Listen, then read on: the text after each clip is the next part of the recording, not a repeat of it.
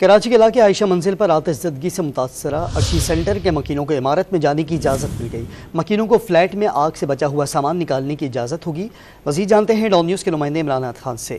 عمران، بتائیے گا، مکینوں کو عمارت میں داخل ہونے کی اجازت دے دی گئی ہے، جس طرح نگراں وزیر اعلیٰ کا کہنا تھا پریس کانفرنس کے دوران کہ ایک شخص کو جانے کی اجازت دی جائے گی، کیا مناظر دیکھ رہے ہیں وہاں پر؟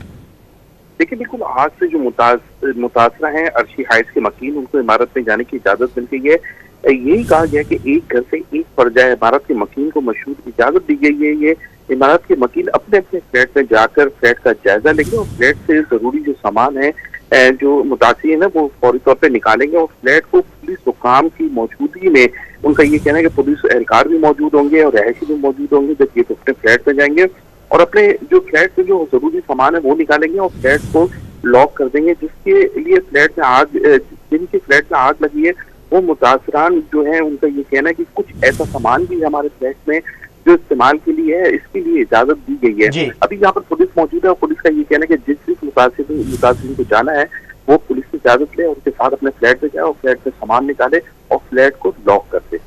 عمران، بہت شکریہ آپ کا۔